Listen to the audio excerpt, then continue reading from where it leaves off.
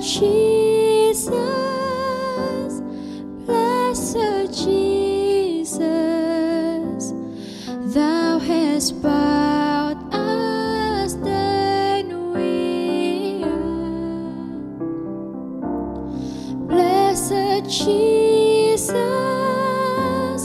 blessed Jesus, thou hast bowed us, then we are.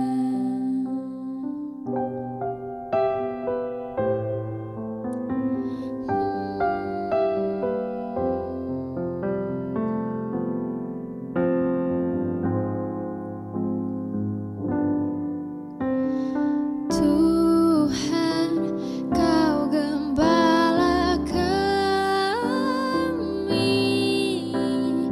tuntun kami domba-Mu. Berilah kami menikmati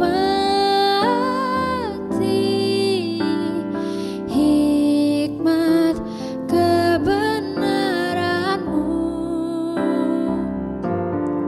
Tuhan Yesus, Juru Selamat, kami ini milik-Mu. Tuhan Yesus,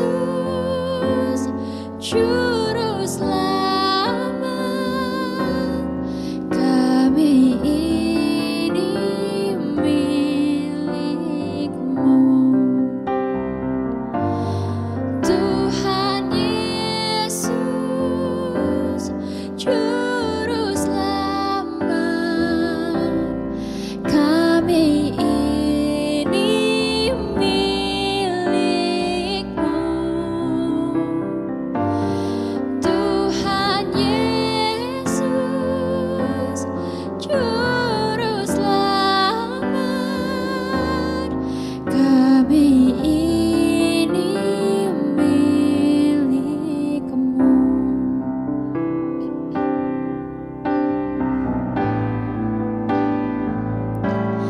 Blessed Jesus, blessed Jesus, thou hast bowed us, then we are. Oh, blessed Jesus, blessed Jesus, thou hast bowed us, then we are. Thou hast bowed us, then we are. Thou hast bowed us, then we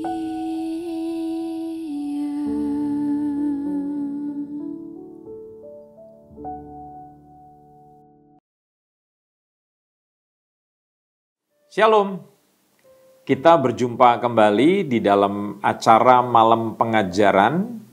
Saya percaya kita semua rindu belajar firman Tuhan. Firman Tuhan itu berguna di dalam kehidupan kita. Raja Daud berkata bahwa firman itu adalah pelita bagi kakiku, terang bagi jalanku. Artinya, kehidupan manusia tanpa firman itu seperti orang yang dapat berjalan tetapi di dalam kegelapan, sehingga dia seringkali tersandung dan lebih mengerikan lagi, dia tersesat sehingga dia mengalami kegelisahan dan kebingungan. Tetapi dengan Anda memiliki firman Tuhan, belajar firman Tuhan, mendalami firman Tuhan, hidup ini menjadi semakin mudah karena Anda tahu kemana Anda mau pergi. Tema pada hari ini adalah belajar tetapi tidak melayani, melayani tetapi tidak belajar. Tahukah saudara, ini adalah yang sering terjadi di dalam keanggotaan gereja pada masa kini. Ada banyak orang yang senang belajar firman, ada banyak orang yang senang mendengarkan firman Tuhan, tetapi tidak mau melayani Tuhan. Dan golongan yang kedua, ada orang yang begitu senang melayani Tuhan, aktif terjun untuk membantu sesamanya, karena mereka tahu bahwa mereka harus melayani Tuhan, tetapi mereka tidak mau belajar. Nah, ini adalah dua permasalahan di dalam gereja di akhir zaman. Sepertinya melayani Tuhan itu adalah pilihan. Bisa melayani, bisa tidak. Dan ada orang yang melayani Tuhan kalau tergerak, kalau punya waktu. Kalau tidak tergerak, ya tidak mau melayani. Kalau punya waktu, ya melayani. Kalau tidak ada waktu, ya nggak usah melayani. Sewaktu sekolah, sewaktu kuliah, aktif pelayanan. Tetapi setelah bekerja, tidak lagi melayani pekerjaan Tuhan. Karena berhitung, melayani pekerjaan Tuhan atau melayani Tuhan itu tidak ada untungnya. Tapi bekerja untuk menghasilkan uang, demi menaikkan derajat kehidupannya, itu lebih penting. Nah, kita akan belajar memeriksa kebenaran firman Tuhan. Saya berdoa Anda semua yang mendengarkan firman ini akan diberkati dan Anda akan mengalami perubahan dan Anda akan melakukan firman Tuhan.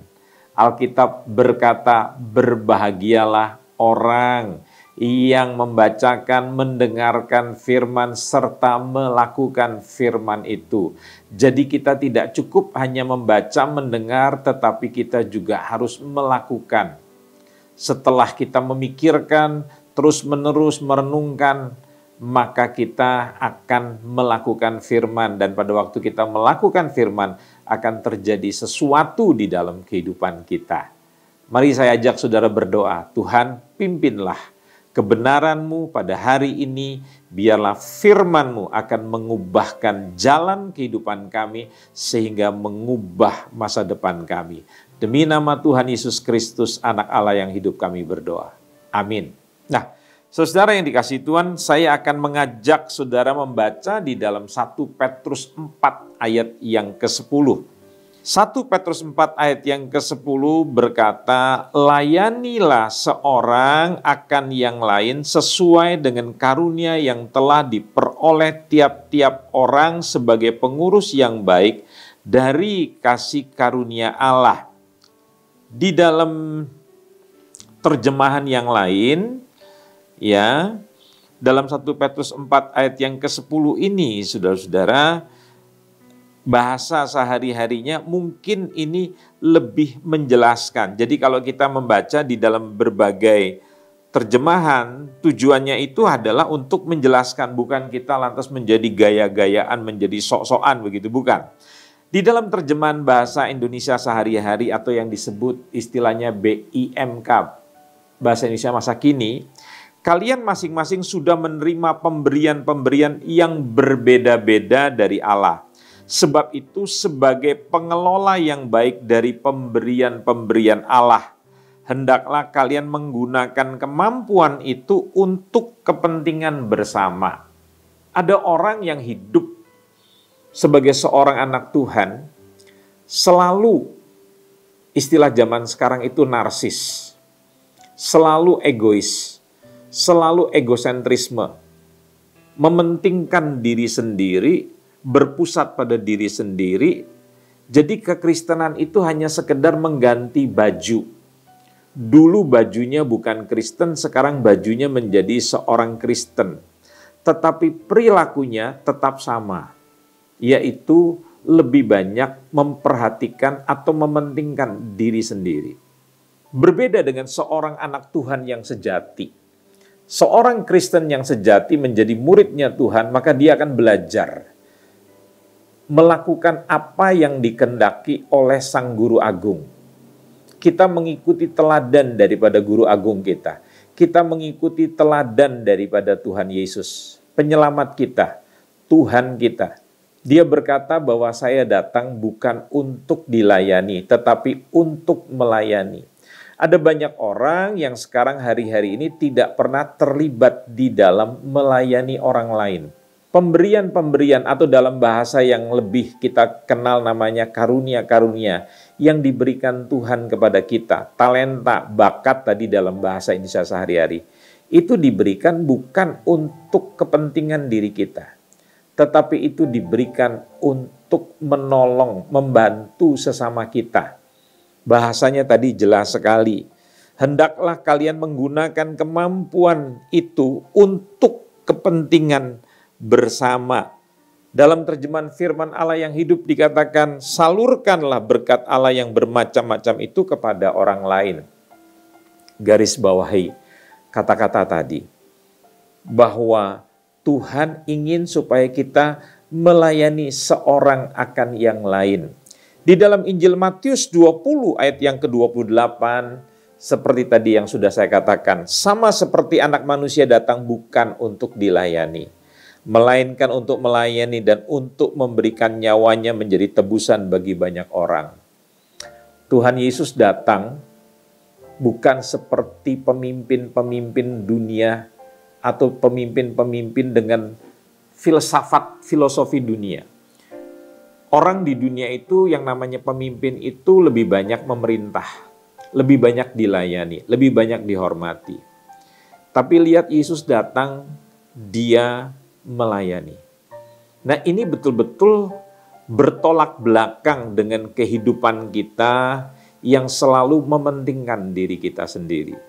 Saya mengajak kepada setiap orang percaya, kepada orang beriman, menyadarkan diri sendiri bahwa Anda dipanggil bukan merubah jubah dari orang yang belum Kristen menjadi Kristen, tetapi perilaku hidup kita tidak pernah berubah.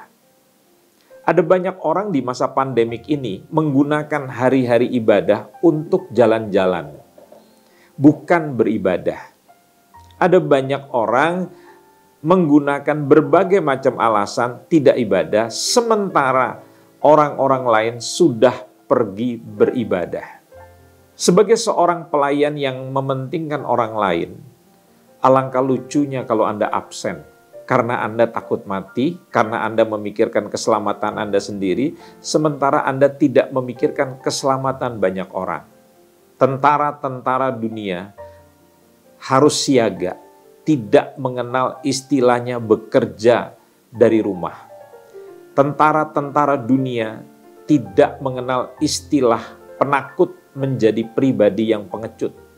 Sebagai seorang tentaranya Tuhan, anak-anaknya Tuhan, pekerjanya Tuhan, seharusnya kita lebih sigap, seharusnya kita lebih bersedia untuk melayani sesama kita.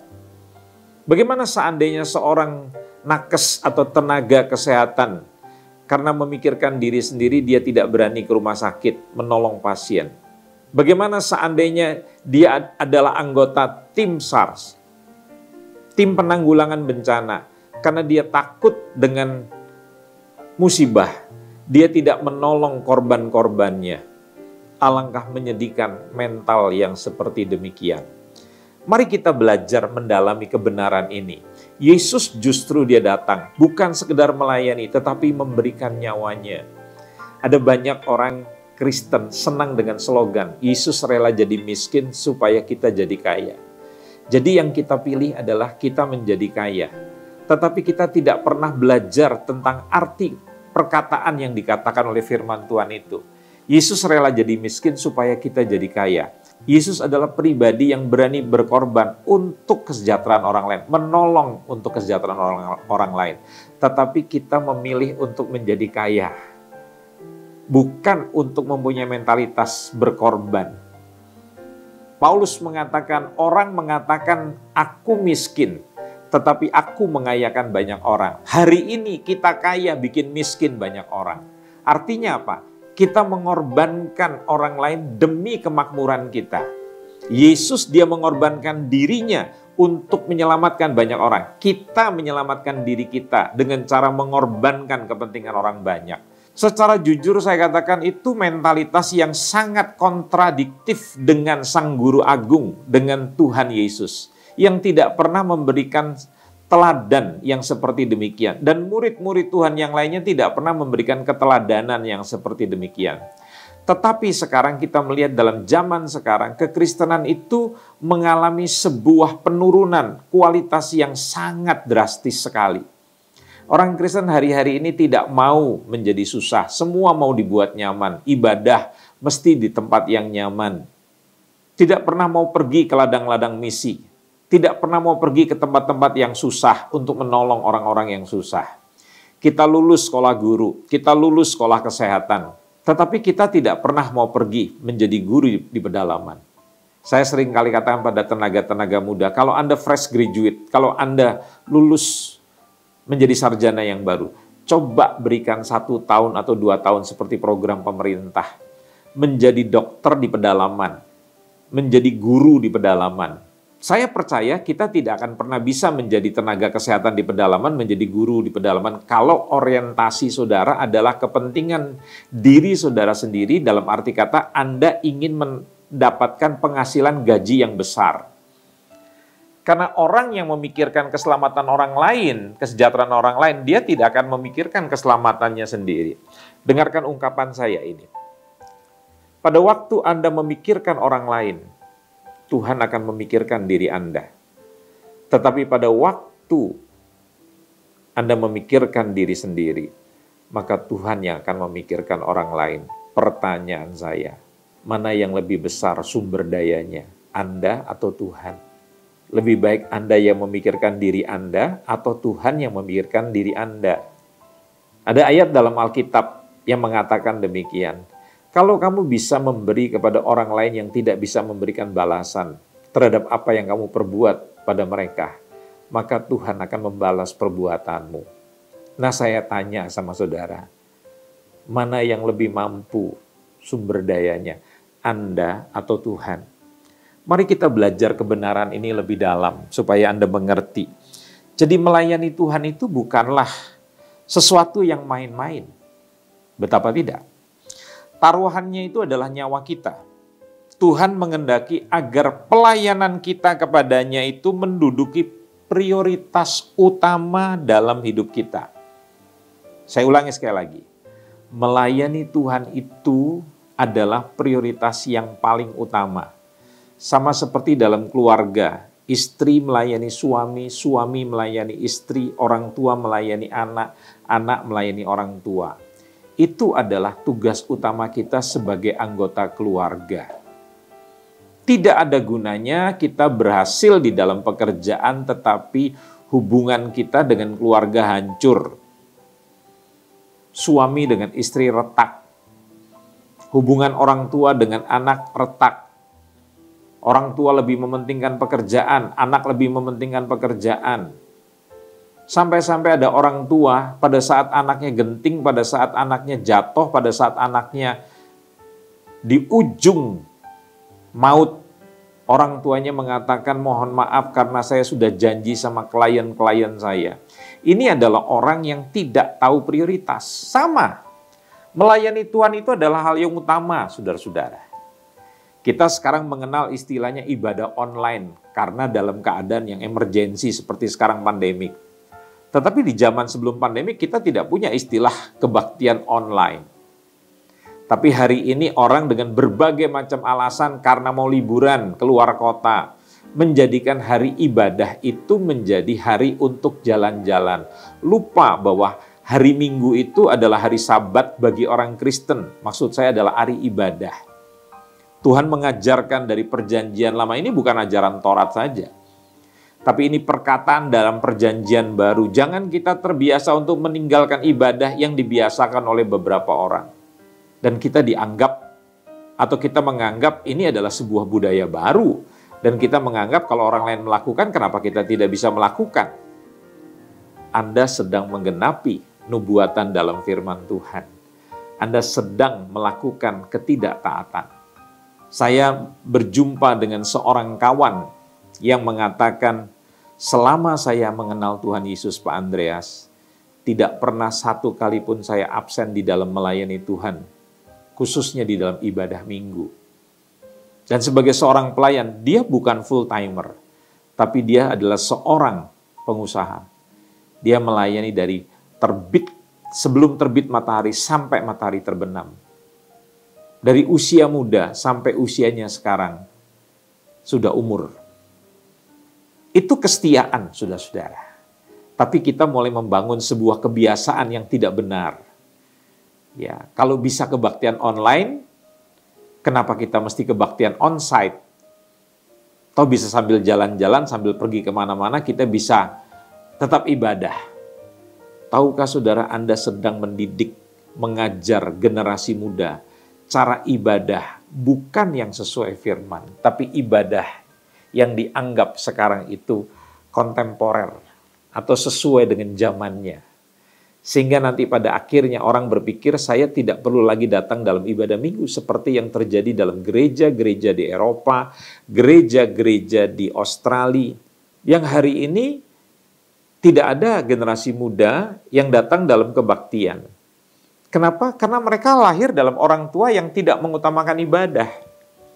Dan sekarang anak-anak mereka yang sudah dewasa dan keturunan mereka, cucu-cucu mereka pun tidak mementingkan ibadah. Sekolah minggu pun sudah tidak ada, dan Anda tahu gereja hari-hari ini sudah menjadi museum, tempat kenangan. Dan gereja banyak yang ditutup, bahkan gereja dijual menjadi tempat ibadah agama lain. Sungguh ironis, menyedihkan. Tetapi saya mau katakan, apa yang terjadi pada gereja-gereja di Eropa, pada gereja-gereja di Australia, pada gereja-gereja di Amerika Utara, itu bisa terjadi juga pada zaman sekarang. Ya, jadi sekali lagi saudara-saudara, kita tidak dapat memandang kegiatan melayani Tuhan itu sebagai sesuatu yang hanya kita lakukan untuk mengisi waktu saja. Tuhan tidak mau mempunyai anak-anak atau hamba-hambanya yang memberi kepada dia sisa-sisa dari apa yang dimilikinya. Melayani dapat mencakup pelayanan di hadapan umum seperti berkhotbah, mengajar, tetapi juga mencakup pelayanan di belakang layar. Seperti misalnya menjemput mereka yang tidak memiliki kendaraan untuk pergi ke gereja karena mereka sakit, memimpin kelas balita, mencuci piring-piring kotor selesai acara ramatama, memarkirkan kendaraan di halaman gereja. Melayani dapat terlihat nyata di hadapan orang banyak seperti memimpin pujian, menjadi singer, pemain musik, tetapi dapat pula tidak terlihat oleh orang banyak seperti mengatur kursi gereja. Ini konteksnya adalah pelayanan di dalam pekerjaan Tuhan di dalam gedung gereja. Tetapi ada pelayanan kepada Tuhan pada waktu kita menolong manusia-manusia lain di sekitar kita dengan tujuan untuk menyampaikan kabar baik. Karena keegoisan kita, kita tidak lagi peduli kepada orang di sekeliling kita. Kita tidak mau menolong mereka. Kesibukan kita dari pagi sampai malam, ya, di dalam acara-acara gereja, kesibukan kita dari pagi sampai malam, di dalam pekerjaan, di dalam kuliah, di dalam sekolah kita, sampai kita tidak tahu apa yang menjadi kebutuhan di dalam sekeliling kita. Padahal itu merupakan kesempatan untuk kita bisa melayani. Alkitab mengatakan bahwa Yesus berkeliling dari satu rumah ke rumah yang lain, dari satu desa ke desa yang lain, dari satu kota ke kota yang lain, untuk menyampaikan Injil, menyampaikan kabar baik. Apa itu kabar baik? Yang buta dapat melihat, yang tidak punya pakaian menjadi punya pakaian, yang tidak punya makanan jadi punya makanan. Hidup yang terpenjara mereka menjadi terbebas. Itu hal yang dideskripsikan oleh firman Tuhan di dalam Injil Lukas. Coba tanya pada diri kita, apakah kita masih terlibat di dalam melakukan apa yang menjadi perintahnya Tuhan? Dan ini bukan opsional, bukan pilihan. Saudara tahu, sifat kedagingan kita itu tidak menyukai perbuatan-perbuatan baik yang tidak dilihat orang. Saya ulangi sekali lagi kalimatnya. Sifat kedagingan kita tidak menyukai perbuatan-perbuatan baik yang tidak dilihat orang. Artinya apa? Kita senang melakukan kebaikan kalau dilihat oleh orang lain. Ya. Sifat kedagingan kita tidak menyukai perbuatan-perbuatan baik yang perlu dilakukan secara rutin. Saya pernah bertanya pada teman-teman saya dari berbagai macam agama, apa yang paling membahagiakan kalian? Apa yang membuat batin kalian itu menjadi bahagia? Mereka mengatakan pada waktu saya membagi harta saya atau milik saya kepada orang-orang yang susah. Dan saya tanya, kapan itu? Pada waktu hari-hari perayaan yang besar. Artinya dalam setahun itu minimal sekali begitu kira-kira, dan paling banyak ya 2-3 kali lah. Dan itu bisa membuat mereka menjadi bahagia. Pertanyaan saya, kalau itu bisa membuat orang menjadi bahagia, kenapa tidak dilakukan sesering mungkin? Misalnya dalam seminggu sekali, berarti kan dalam setahun 52 kali dia akan bahagia. Atau lebih baik lagi, kenapa itu tidak menjadi way of life kita, menjadi gaya hidup kita. Setiap hari kita selalu memikirkan orang lain, kita selalu membagi kebahagiaan pada orang lain. Kalau benar-benar itu bisa membahagiakan kita. Seorang teman saya yang menulis sebuah buku, ada mujizat di dalam pemberian. Dia berkata begini, tidak pernah pada waktu kita membagi harta kita kepada orang-orang yang miskin, itu akan membuat kita menjadi kekurangan, menjadi miskin. Yang ada juga itu akan membuat Tuhan berhutang. Atau dalam bahasa lainnya, kita mempiutangi Tuhan. Tetapi kan terus terang, kita itu punya masalah. Kita tidak suka berbuat baik sesering mungkin. Itu sifat kedagingan manusia.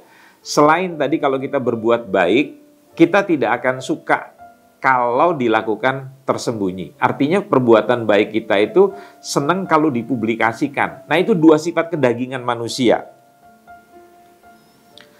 Dua dari antara dosa-dosa yang mematikan yang dikatakan oleh firman Tuhan dalam kitab Amsal itu adalah kemalasan dan kesombongan. Kedua dosa itu memburamkan mata kita dan memborgol itu apa? Membelenggu tangan kita dan kaki kita. Sehingga kita tidak dapat melayani walaupun kita tahu bahwa kita seharusnya melayani Tuhan.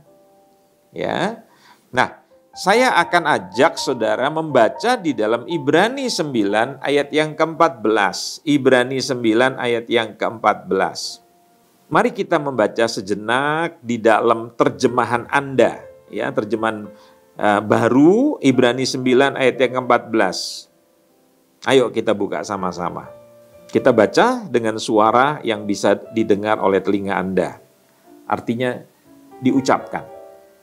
Betapa lebihnya darah Kristus yang oleh Roh yang kekal telah mempersembahkan dirinya sendiri kepada Allah sebagai persembahan yang tak bercacat, akan menyucikan hati nurani kita dari perbuatan-perbuatan yang sia-sia, supaya kita dapat beribadah kepada Allah yang hidup. Tuhan itu menebus kita, mengangkat kita dari lumpur dosa, menyucikan dosa-dosa kita. Itu tujuannya bukan supaya saudara selamat seorang diri, tapi tujuannya dikatakan dalam bahasa kita itu supaya kita dapat beribadah. Kata beribadah itu artinya kita bisa mengabdikan diri kita kepada Allah, melakukan apa yang menjadi kehendak Tuhan. Tetapi saya akan baca dalam bahasa Indonesia sehari-hari. Ya, perhatikan ayat ini dalam bahasa Indonesia sehari-hari. Nah, kalau darah dan abu itu dapat membersihkan kenajisan orang-orang itu, apalagi darah Kristus. Melalui Roh yang abadi, Kristus mempersembahkan dirinya sendiri kepada Allah sebagai kurban yang sempurna. Darahnya membersihkan hati nurani kita dari upacara agama yang tidak berguna, supaya, garis bawahi, supaya kita dapat melayani Allah yang hidup. Jadi saudara, Tuhan itu memanggil saya, memanggil orang-orang pilihannya, orang-orang yang sudah ditebus, ya, tidak untuk menjadi penghias-penghias gereja, datang, duduk, dengar, diam, duit, terus Anda pulang. Anda berpikir tugas Anda sudah selesai, seminggu sekali store wajah di dalam suasana pandemik ini, sekali-sekali saja, sebulan sekali, 2 bulan sekali, atau 3 bulan sekali. Toh Tuhan mengerti, kalau ke pasar nggak apa-apa, ke kantor nggak apa-apa, ke toko nggak apa-apa, tapi kalau ibadah itu bahaya, begitu. Itu adalah suara yang dihembuskan dari setan, dari kuasa kegelapan. Ya, di mana Anda hari-hari ini sedang mengalami, saya katakan, penyaringan. Banyak yang dipanggil, sedikit yang terpilih. Untuk menjadi murid Tuhan itu tidak murahan, tidak gampangan. Injil sekarang itu sudah dibuat secara murah. Keselamatan itu dibuat secara gampang. Ya. Hanya sekedar terima Yesus, saudara selamat, dan kita tidak punya tanggung jawab moral. Kita tidak punya tanggung jawab apa-apa. Ya. Mau kita berbuat dosa, mau kita jatuh dalam dosa, mau kita tetap hidup di dalam kepentingan kita sendiri, nggak ada masalah. Begitu. Ya. Jadi amanat bagi seorang Kristen yang lahir baru itu adalah melayani Tuhan. Tentu saja ada motif yang benar-benar sangat penting dalam melakukan pelayanan bagi Tuhan. Yang sangat mengagumkan adalah kehadiran Tuhan kita di dunia ini semata-mata untuk melayani dan menjadi pelayan bagi manusia. Seperti yang dikatakan dalam Matius 20 ayat 28 atau Lukas 22 ayat 27. Pelayanan terbesar yang Yesus lakukan bagi kita adalah mengorbankan nyawanya agar kita diselamatkan. Adapun bentuk pelayanan kita di dunia ini adalah melakukan tugas yang telah Tuhan berikan kepada kita dan kita meneladani Kristus selama hidupnya di dunia. Mari saya mengajak saudara melihat 1 Yohanes pasal yang kedua ayat yang ke-6. Mari buka. Barang siapa mengatakan bahwa ia ada di dalam Dia, ia wajib hidup sama seperti Kristus telah hidup. Ya. Dalam terjemahan bahasa sehari-hari, barang siapa berkata bahwa ia hidup bersatu dengan Allah, ia harus hidup mengikuti jejak Kristus. Dalam terjemahan firman Allah yang hidup, barang siapa mengatakan bahwa ia orang Kristen, ia harus hidup seperti Kristus. Ada banyak orang mengatakan dirinya itu murid Kristus, tetapi hidupnya jauh sekali daripada jejak ataupun keteladanan Kristus. Kita melakukan yang Yesus tidak lakukan. Kita tidak melakukan yang Yesus lakukan. Saya berdoa melalui malam pengajaran ini Anda disadarkan dan Anda menjadi pengikut Kristus.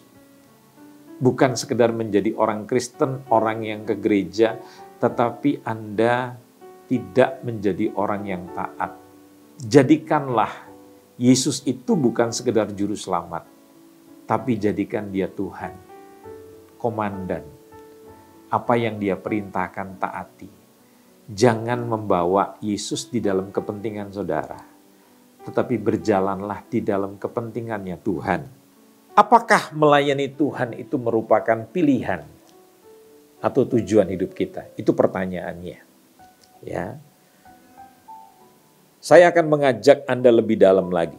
Yang pertama sekali Anda harus mengerti, kita itu diciptakan untuk melayani Allah. Alkitab berkata, Allah membentuk kita supaya kita melakukan hal-hal yang baik yang sudah disiapkannya untuk kita. Mari kita membuka Efesus pasal yang kedua, ayat yang ke-10. Oke, kita baca sama-sama Efesus 2 ayat yang ke-10. Karena kita ini buatan Allah, diciptakan dalam Kristus Yesus untuk melakukan pekerjaan yang baik. yang dipersiapkan Allah sebelumnya. Ia mau supaya kita hidup di dalamnya. Dalam terjemahan bahasa sehari-hari, Allah membentuk kita supaya kita melakukan hal-hal yang baik yang sudah dipersiapkannya untuk kita. Jadi Tuhan menciptakan kita itu untuk kita melakukan kebaikan, ya, bagi kepentingannya Allah, bagi kepentingannya orang lain. Tetapi hari ini gereja hidup menarik Allah, menarik orang lain untuk kepentingan dirinya sendiri. Kita hidup tidak melalui aturannya Tuhan, tapi kita membuat aturan sendiri. Saya suka sedih melihat orang yang datang kebaktian karena ada jadwal pelayanan. Kalau tidak ada jadwal pelayanan, dia tidak akan datang dalam ibadah. Ya, dia menjadikan dirinya seperti pelayan panggilan. Ya, tapi dia bukan seorang yang datang ibadah untuk belajar beribadah, taat sama Tuhan. Ya. Dan yang kedua, kita diselamatkan untuk melayani Allah. Itu kalimat yang kedua. Jadi Allah menebus kita supaya kita bisa melakukan pekerjaan kudusnya. Kita tidak diselamatkan oleh pelayanan. Jangan saudara pikir bahwa pelayanan itu akan menyelamatkan saudara. Perbuatan baik itu untuk menyelamatkan kita. Tidak, saya tetap tidak setuju.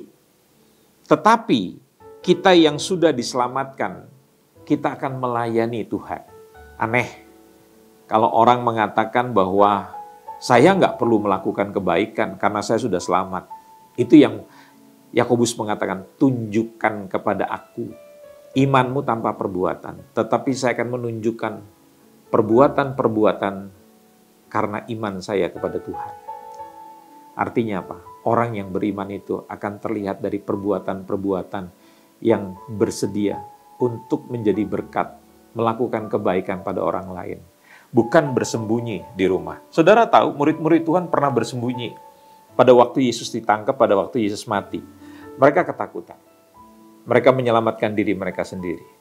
Tapi waktu Yesus bangkit, Yesus menyambangi, Yesus mengunjungi mereka.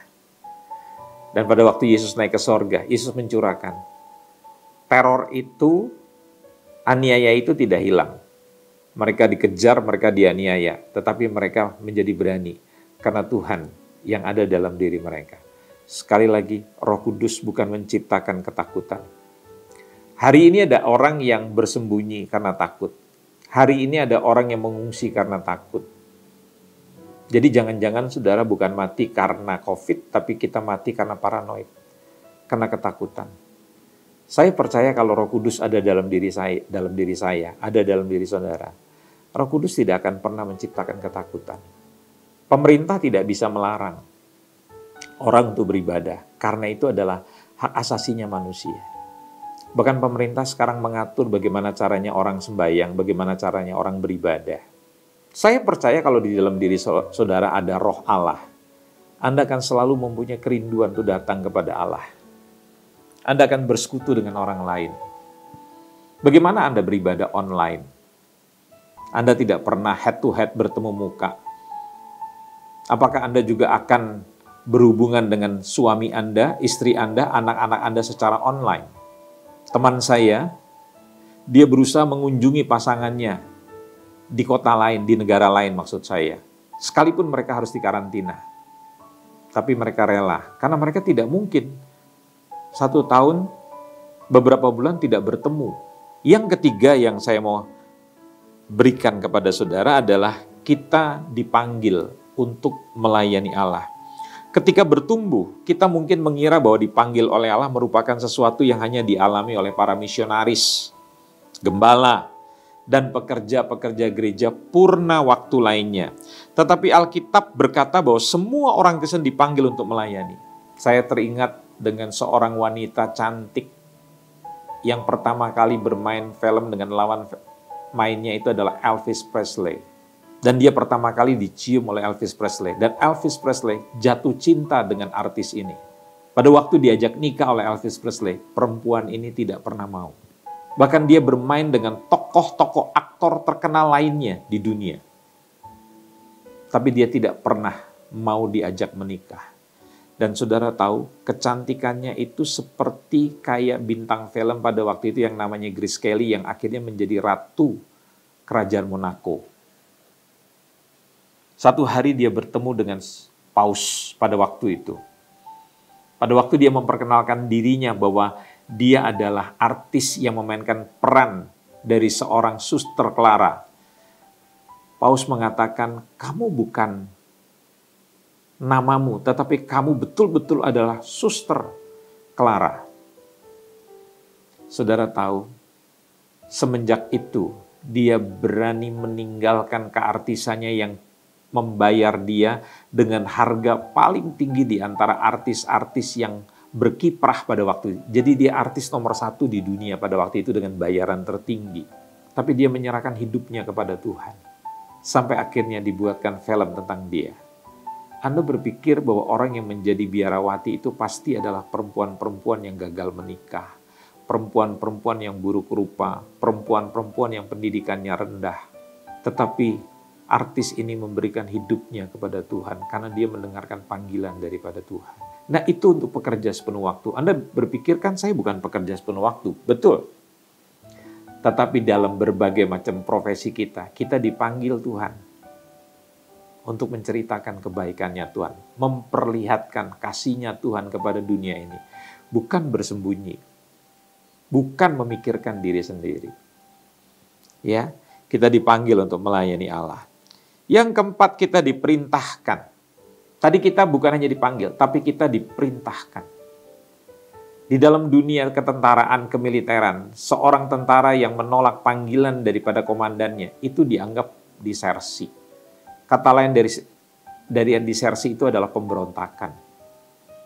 Di dalam dunia ANS, maksud saya ASN, ya, aparatur sipil negara, seorang yang diperintahkan untuk bertugas tetapi dia menolak, itu akan mempengaruhi kariernya di masa depan. Anda lihat seorang jaksa, dia bisa menjadi jaksa tinggi, dia bisa menjadi punya jabatan-jabatan di eselon 1 Kejaksaan Agung. Itu dia adalah orang yang sudah berpindah-pindah tugas. Kemarin ada orang yang bertanya kepada saya, Pak Andreas, kalau seorang militer bertugas di satu Kodam, itu bisa berlangsung berapa lama? Saya bilang itu tergantung daripada pimpinan di atasnya. Ada yang bisa 2 tahun, ada yang bisa 1,5 tahun, tapi ada yang baru beberapa bulan sudah dimutasi dan tidak bisa menolak. Bagi seorang militer hanya berkata, siap, laksanakan. Nah itu yang dimaksudkan kita diperintahkan untuk melayani Allah. Jadi pelayanan itu bukan pilihan, tetapi sesuatu untuk dimasukkan ke dalam jadwal kita jika kita bisa menyediakan waktu.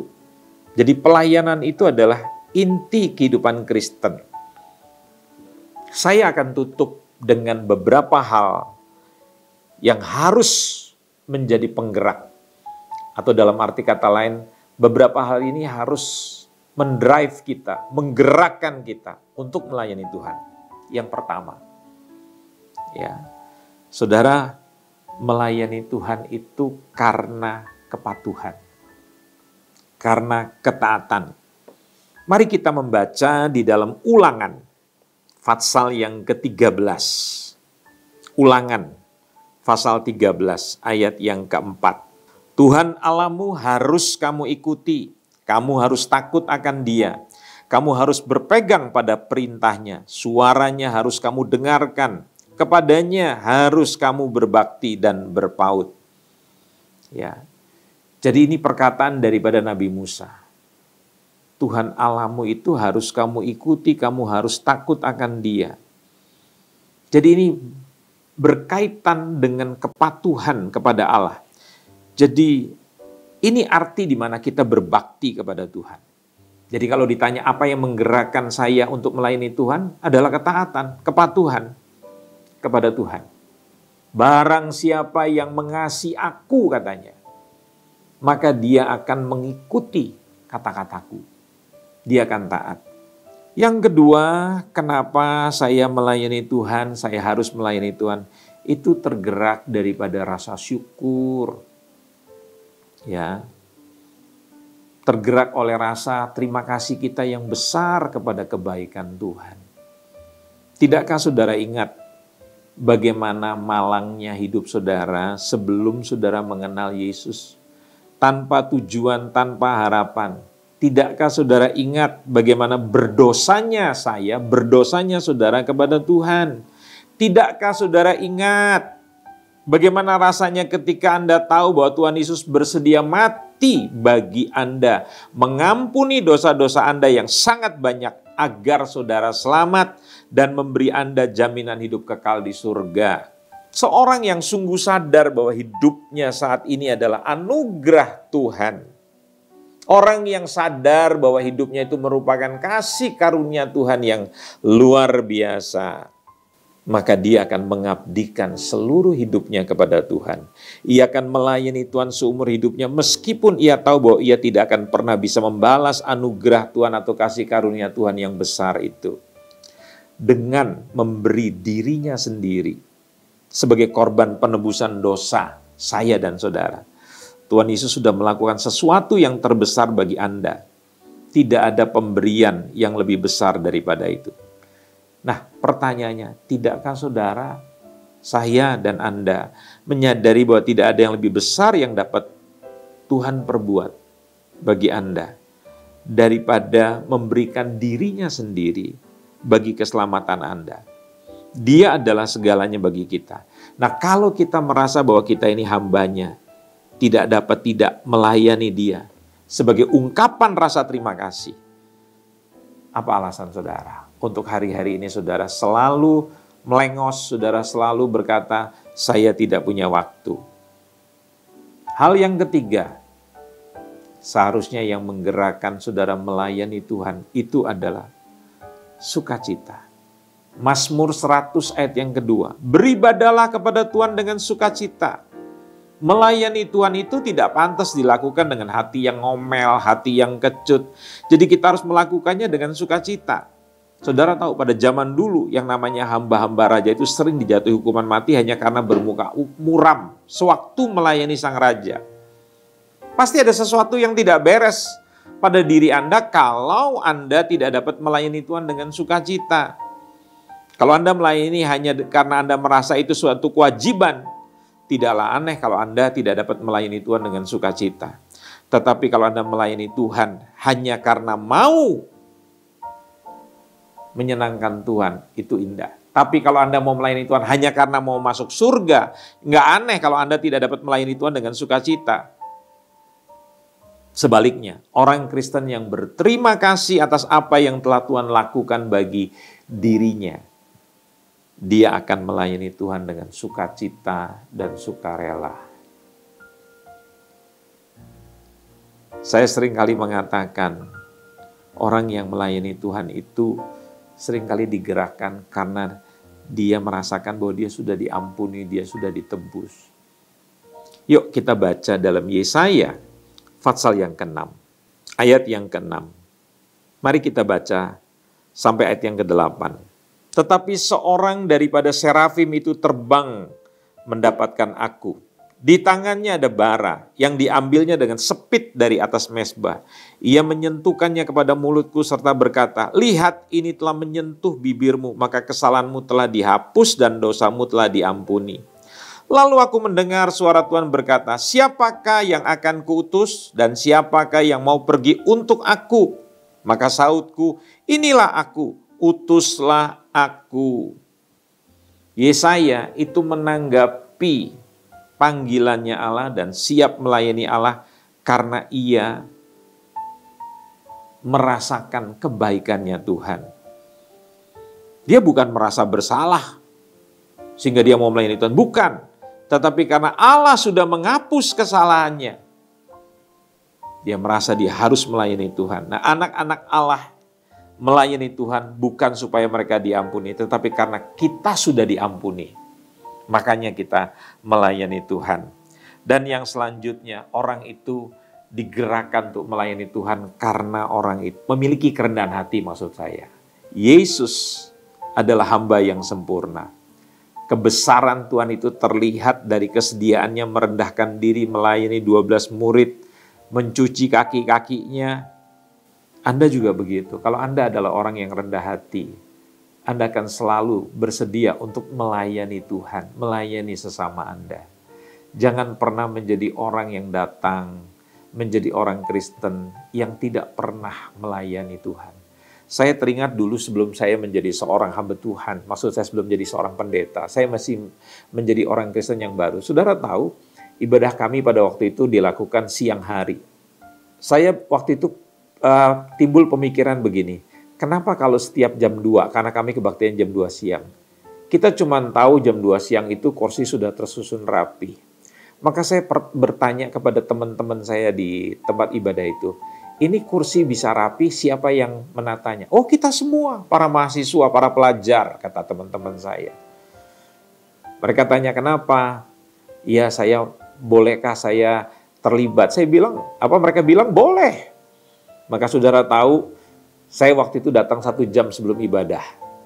Jadi jam 2 ibadah saya datang jam 1. Kursi sudah terpasang, jadi saya sudah tidak kebagian lagi. Saya tanya jam berapa kalian pasang ini kursi semua segala macam. Oh, kami pasang sebelum jam 12. Saudara tahu kebaktian jam 2 mereka sudah datang dari jam 11, mereka sudah mengatur kursi. Karena yang ibadah lebih daripada 100 orang. Mereka bukan sekedar mengatur kursi, tapi mereka membersihkan, menyapu dan mengepel. Dan sesudah ibadah, saya melihat mereka juga membereskan. Karena tidak ada pembantu, jadi semua dikerjakan secara sukarela. Nah, ini yang harus Anda pikirkan. Ya, jangan datang hanya sebagai seorang tuan majikan yang tidak pernah memberikan diri sebagai seorang pelayan. Ingat, yang terbesar di dalam kerajaan Allah itu adalah yang dianggap sebagai pelayan. Bersedih sekali saya melihat kalau saudara-saudara datang bukan hanya tepat waktu tapi terlambat. Tapi pernahkah saudara datang untuk melayani orang lain? Saya sangat senang melihat kalau saya datang di dalam satu gereja, pas lagi musim hujan, ada orang-orang, ada bapak-bapak yang secara kedudukan seperti tadi, yang melayani saya, yang mengantarkan saya ke kendaraan saya, membawakan makanan, itu adalah seorang pengusaha, pengembang rumah. Dia membangun perumahan. Dia pemilik daripada sebuah pengembang yang besar. Saya kagum sekali ada orang yang menyediakan tempat duduk buat saya. Tadi juga adalah seorang presiden direktur sebuah perusahaan konglomerat di Indonesia. Bagaimana dengan saudara? Dan saya percaya pelayanan itu bisa digerakkan kalau saudara memiliki kasih. Saya akan mengajak saudara untuk melihat Galatia 5 ayat yang ke-13. Mari kita lihat ayat-ayat terakhir sebelum saya mengajak saudara berdoa. Galatia 5 ayat yang ke-13 berkata demikian, saudara-saudara, memang kamu telah dipanggil untuk merdeka. Artinya Anda sudah menerima kasih karunia keselamatan. Tetapi janganlah kamu mempergunakan kemerdekaan itu sebagai kesempatan untuk kehidupan dalam dosa. Apa itu kehidupan dalam dosa? Anda hidup tidak taat, Anda hidup melakukan kehendak Anda sendiri. Adam dan Hawa jatuh karena tidak menuruti kehendak Allah, tetapi hidup menurut kehendak dagingnya, kehendak dirinya sendiri. Itu artinya dosa. Melainkan katanya, layani seorang akan yang lain oleh kasih. Jadi orang bisa tergerak dalam pelayanan karena dia memiliki kasih kepada Allah dan kepada sesama. Jadi jangan sampai kita melayani orang itu, melayani Tuhan itu karena demi uang, berapa keuntungan. Tetapi melayani itu karena kita mengasihi. Orang tua melayani anak-anaknya, semua dengan kasih. Tapi ada banyak anak-anak sekarang kalau melayani orang tua berpikir keuntungannya apa. Berikan yang terbaik kepada orang lain. Maka Tuhan akan bisa membalas semuanya. Apapun yang Anda lakukan di dalam Tuhan, tidak akan pernah sia-sia. Jadi setiap orang itu diberikan karunia yang berbeda-beda. Pesan saya, pergunakan karunia-karunia yang diberikan Tuhan kepada diri saudara. Bagaimana Anda akan tahu karunia yang ada pada diri Anda? Yaitu dengan cara Anda melakukan apa yang Anda rasa. Dan tidak perlu mengikuti orang lain. Orang lain bisa A, Anda akan melakukan A. Kalau Anda bisa melukis, Anda tidak perlu memahat. Dan Anda tidak perlu susah. kalau Anda tidak bisa memahat seperti orang lain. Anda tidak perlu susah kalau Anda tidak bisa menyanyi. Saya tidak pandai menyanyi, saudara-saudara, dan saya tidak pintar main musik. Tetapi saya bisa mengajar. Saya bisa berpidato. Saya bisa menjelaskan apa yang menjadi keinginan orang lain. Saya bisa menjebatani. Nah, pergunakan karunia yang sudah diberikan Tuhan itu untuk menolong orang lain. Jangan hanya untuk diri saudara sendiri. Percayalah, waktu saudara menggunakan talenta saudara, bakat karunia yang sudah diberikan Tuhan untuk kepentingan Tuhan dan kepentingan orang banyak, maka Tuhan akan memberkati saudara dan menempatkan saudara pada tempat yang mulia. Tuhan memberkati kita sekalian. Mari saya ajak kita berdoa.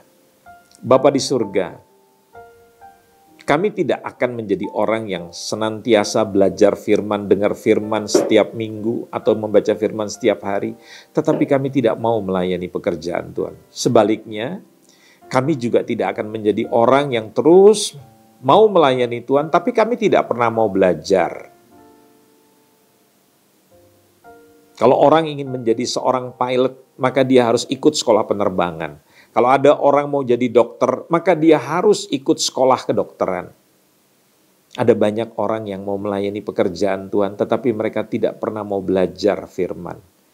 Sehingga akhirnya mereka menjadi aneh. Sebaliknya ada orang yang selalu belajar firman, tetapi mereka tidak pernah mau melayani. Ini juga menjadikan dirinya menjadi orang yang selalu hidup mementingkan diri sendiri, tidak pernah mengaplikasikan taat kepada Tuhan mereka. Tuhan Yesus, kami mau berubah. Hamba-Mu berdoa untuk setiap orang yang mendengarkan pelajaran ini dan tayangan ini. Mereka akan berubah, mereka akan melakukan kebenaran firman Tuhan. Dan kami percaya bahwa gereja-Mu akan jadi berkat bagi komunitas, bagi bangsa Indonesia, dan bagi bangsa-bangsa di dunia. Dalam nama Tuhan Yesus, semua yang diberkati Tuhan sama-sama kita katakan. Amin. Selamat mengikuti malam pengajaran pada episode yang akan datang. Tuhan memberkati.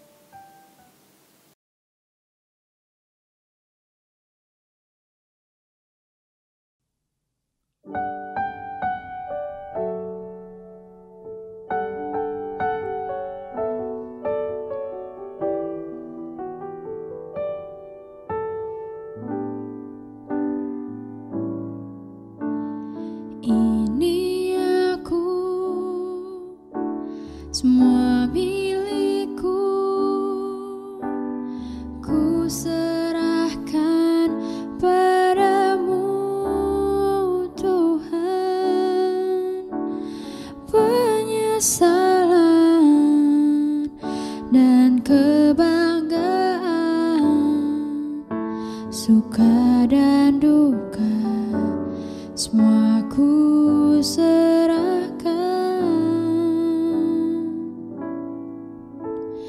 Yang telah lalu, yang akan datang, hasrat dan harapan yang terbayang,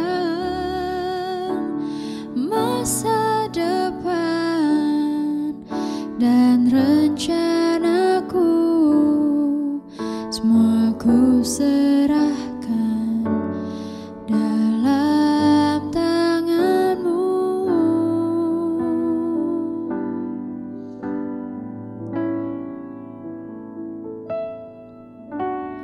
Ku persembahkan hidupku kepadamu Tuhan, untuk kemuliaan-Mu. Ku berikan hidup ini sebagai persembahan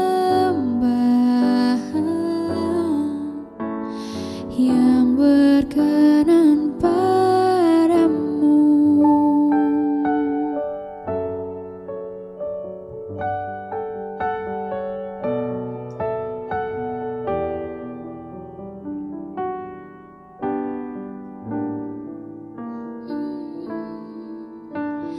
Things in the past, things yet unseen, wishes and dreams that are yet to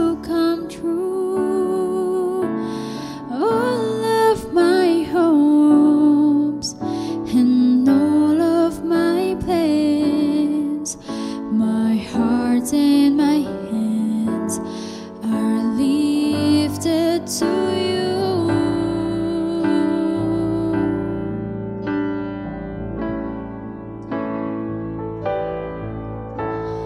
Lord, I offer my life to you.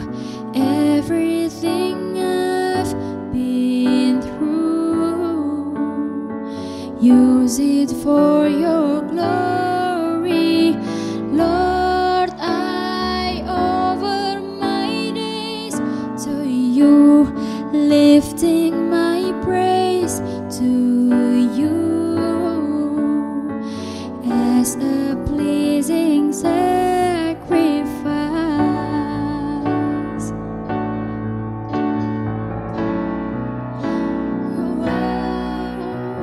Lord, I offer my life to you. Everything I've been through, use it for your glory. Lord, I offer my days to you, lifting my praise to you as a pleasing sacrifice,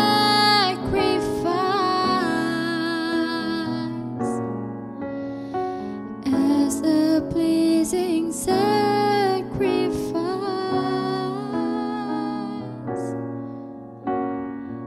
as a